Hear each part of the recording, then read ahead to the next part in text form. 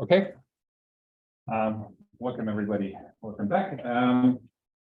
Today, I'd like to talk about a turning point. I believe we are at a turning point in the way that we process, that we analyze, and that in the future we will also create content. This talk will be focusing first and foremost on visual content and how generative AI is changing that. But I believe that much of what we're discussing here will then also apply to other modalities as well. I believe that we will see deep implications of this revolution all over society in different application domains and different disciplines. And it's difficult to see a revolution when it's right in the making, when you're standing right in front of it. And so let's recap a bit about the revolution of the last couple of years and months in generative AI and see where we stand and where we might in the future be going with that. So we now have this amazing ability to simply describe content and then make it happen. Have an AI, like Stable Diffusion, just picking out here some from us, where you can simply describe that you would want to see a sunset and a mountain range and this being oil of on canvas, or you make a vector image and the computer just puts this there without you having any artistic skills. You can take images and the computer hallucinate things that it hasn't seen. Things behind this tree here, for instance. Increase the resolution of images, invent pixels that aren't there, or take a lousy sketching and turn that into a high resolution image. Now, this is how computers can already right now support us. But in this sort of on this path towards getting exactly there, there were a few challenges that we had to tackle, and challenges which are partly still in our way. And the first one being this classical dilemma. The classical dilemma between, on the one hand, having great sample quality, which I guess we all want to have, and standard examples of that, which for instance be generative adversarial networks, which give you this high quality, but at the same time have issues because they are just implicit density models and suffer from mode collapse and the like. The other sort of opposing target that we all have is getting a great data coverage, meaning that we want all the data in the distribution to be captured via ease being one example there, and getting great quality and great coverage at the same time is evidently the holy grail where we want to go. Now, recently, strong likelihood models like autoregressive models, transformers and the like, or more recently like diffusion models, have shown that it's actually possible to bridge between these two opposing goals. And diffusion models stand out in particular because they're like score-based approaches, with that being independent with respect to the actual network architecture that you're having underneath. Can utilize transformers, generative adversarial networks, units, and the like, and have them, the diffusion model wrapped around them. And with that, defining state-of-the-art in tasks such as image synthesis. You finally got rid of this minimax optimization, hooray. And training actually got more stable with that. Having a Latin variable allows us to modify the content, and we can utilize convolutional backbones, which now finally make this also scale at higher resolutions. But these models are expensive due to the long Markov chains that we typically get. I guess you're all familiar with diffusion models, and you just briefly recap, right? You take images and then add a tiny bit of noise and a lot of steps on top of that. Each step is barely noticeable for you and I. But if you do that hundreds or thousands of times, the end result will look like you plugged the antenna cable from your TV set, and then you can turn that process around, utilize that as training signal, and tell the computer, take this noisy one and make it a tiny bit less noisy, have it as an autoencoder here, for instance. There you go. You learn the representation, not this like blurry hierarchy that we use from progressive growing guns and the like, but a semantic hierarchy. That's what we always wanted to have in computer vision. Now, a hierarchy where you're having less and less details, more and more abstraction as you're going along. So that looks all fair and well, right? But the power of these strong likelihood models is at the same time also becoming kind of their weakness. And with that, I mean that these models now try to give you absolute mode coverage, like get every tiny mode that's there in the data, concentrate on details that you and I would not sort of pay attention to. Yeah? So if you're looking at this rate distortion curve here, you easily see that the diffusion model in that case spends most of the bits to imperceptible details. Yeah, these differences here between these phases that I cannot even notice, and comparably little bits to semantic differences, such as like the gender here, the length of hair, and whether the person is wearing glasses, and so on. So imperceptible details are overly strong represented in those models, and the semantics that we actually care about only comparably few bits. Now, what's the way out? The easiest way is the brute force solution. You simply scale up the model, and with that, you take this curve here and you essentially shift it towards the top right. And that's been done in like generative modeling, scaling up performance by increasing model size, and with that, compute evidently goes up and the like. This is fine until we sort of consider the nature of our world. I believe like our nature has this like long-tailed distribution thrown at us. And if you're in IKEA world where you're having like zillions of times exactly the same cupboards being thrown at you, that might be okay. But for anything beyond the Billy shelf, where you're having like these long-tail distribution, there's just like this one painting by Da Vinci and whatever you take, right? And capturing that by merely scaling up, I guess the model will be coming really, really large. There's enormous cost in terms of money, but beyond that, CO2, not just for training. What I here want to focus on is especially also for inference times. You train those models, you cannot take them with you. I mean, at the end of the day, there would be only few players out there in the world, big tech companies in particular, that have the necessary resources for not just training, but for running those models, essentially like owning those models and owning the compute for running those models. I believe that with that, we have a limited accessibility for research and also the creative community out there in applying, and entrepreneurs then utilizing those for the products that they're designing. And that means less diversity and less creativity. And it's hard to predict like where a solution will be in the future, but one thing is clear: the more creative and intelligent minds will join forces there to advance research and also the utilization of those models, the sooner, the better the solution will be. So our goal when we developed Stable Diffusion was that we wanted to democratize the research on those models, and not in the future, in the near future, but in a world where just a few companies would have the resources to advance research there, research in visual synthesis in our case, with this goal of rendering models that are smaller, competitive. Now, how can you do that? Well, first off, the approach itself should be easy, which it is, text-to-image synthesis here, for instance, and it should be powerful. But much more, the approach should be accessible to everybody, which meant not just that we release it open source, but that this model should, and this was our focus right when we started Stable Diffusion, that the model at the end of the day should fit into a consumer GPU that you can buy for $300 and $400, and not on a super cluster that you have there. Matter of fact, Stable Diffusion now fits in your pocket into just your ordinary mobile phone, 2 gigabytes of VRAM.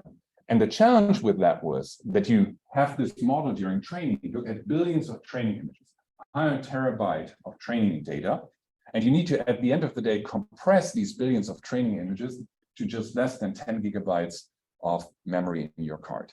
So that, at the end of the day, means, and I guess that's something that we should appreciate as researchers in machine learning, that means that we need to have an enormous abstraction. You kind of need to learn from the entire internet and make the internet fit into your pocket, into your mobile phone, so that you can take that now with you. This abstraction is evidently the key ability of intelligence, to take like huge volumes of data and extract the essence of reality. I should rather say a model of reality as it's depicted in that training data, abstract that away.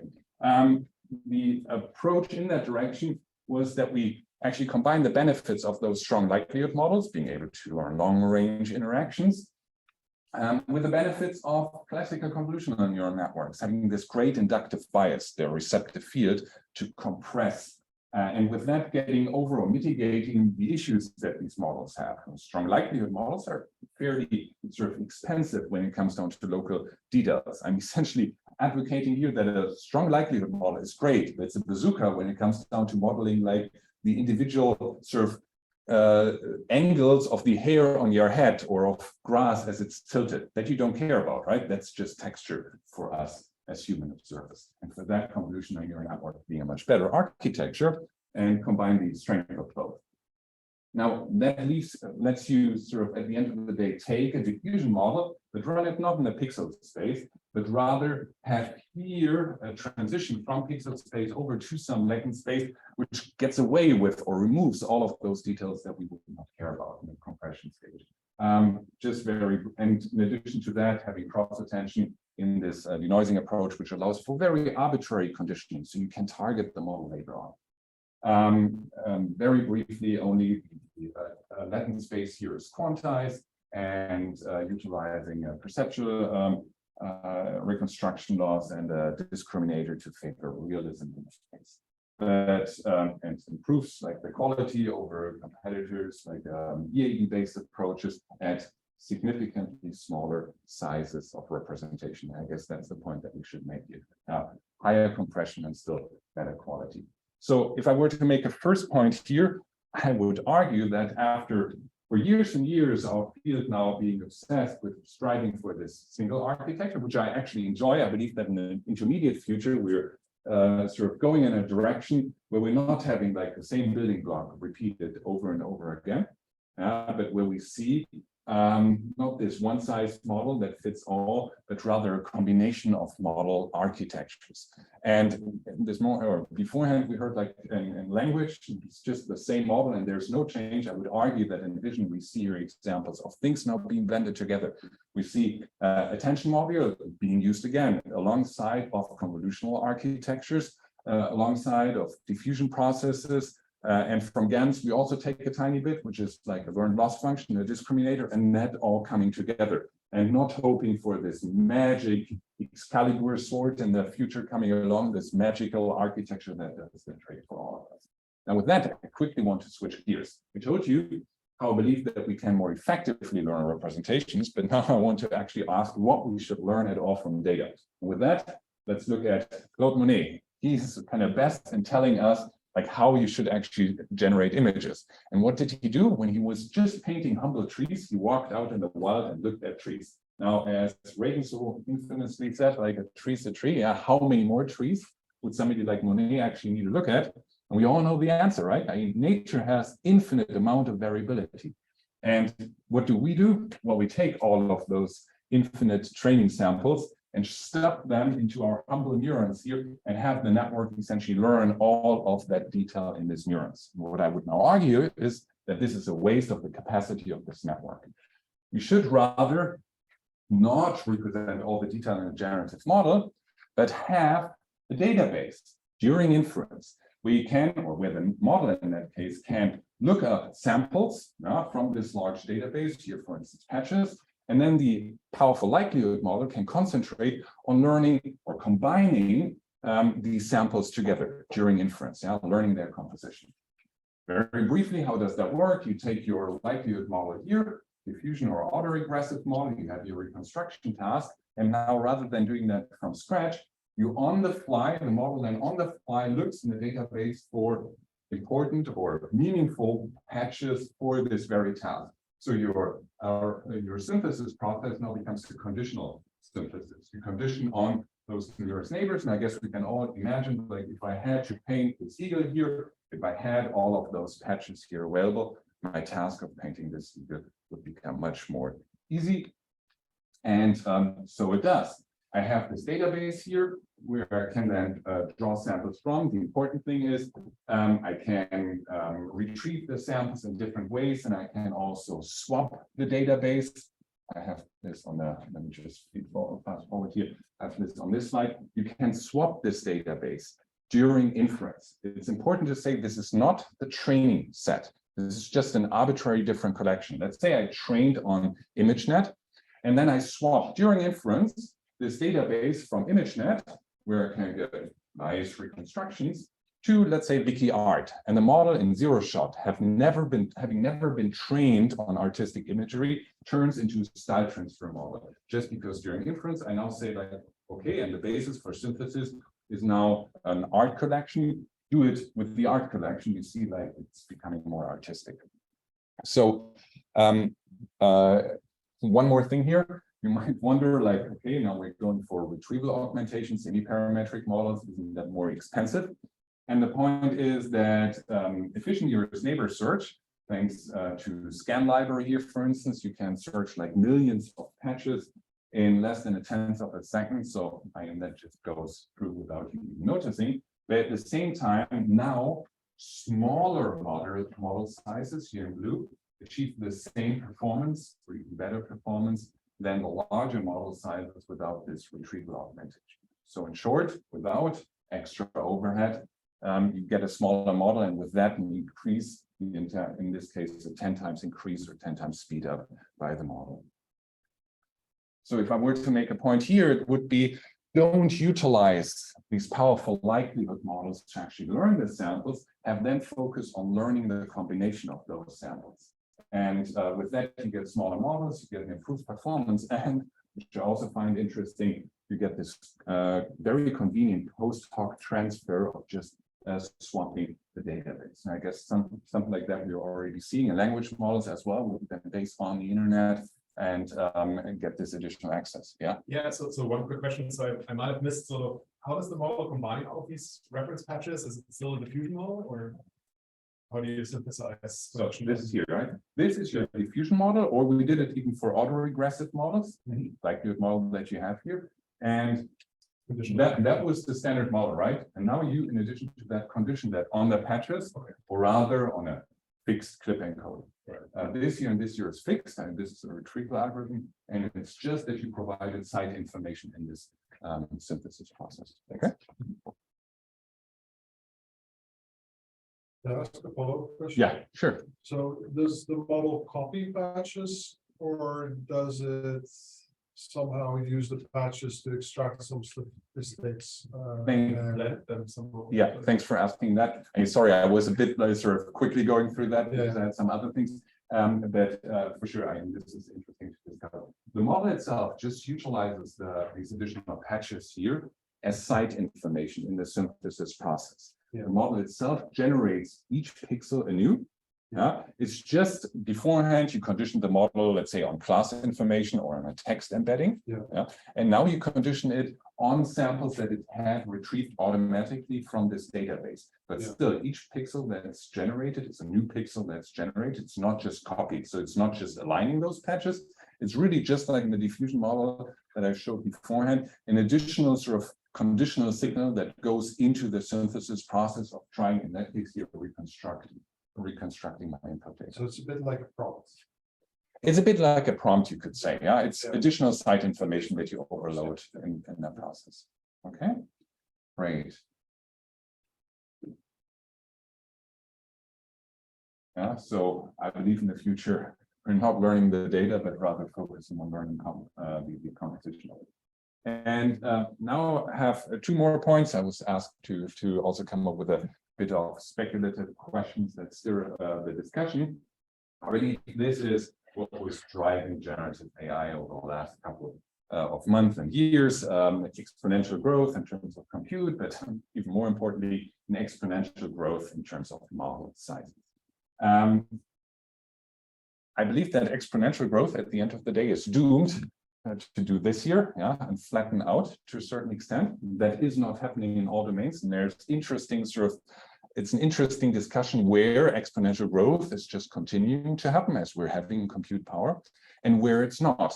Just take our human brains. We're running pretty much with the same hardware around that our predecessors hundreds and hundreds of thousands of years ago did, and we are now driving cars and meeting friends at the other end of this planet and doing all of those complex tasks with essentially the same hardware that we had around. Our brains are not getting a balcony, so to speak, and getting extended there. They're staying the same. And if you want to have any other proof, This is here like in the pandemic curve in Germany over the last couple of years. And back at that point here, we felt like, oh, it's exponentially increasing until we have sort of more people in there than exist on the planet. And we also see this natural flattening out behavior.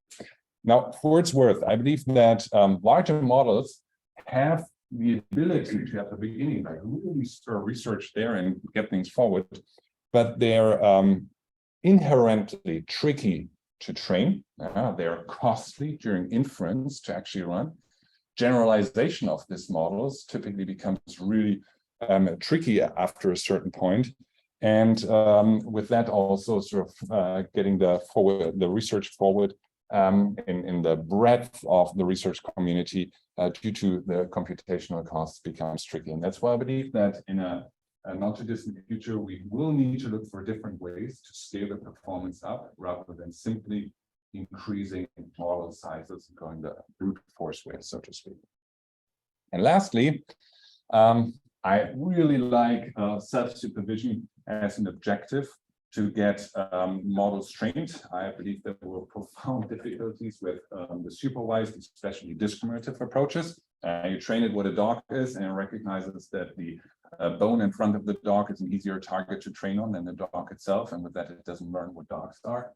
Self-supervision is really great, but I believe it has an inherent sort of limitation these days, and that it's pretty much artistic.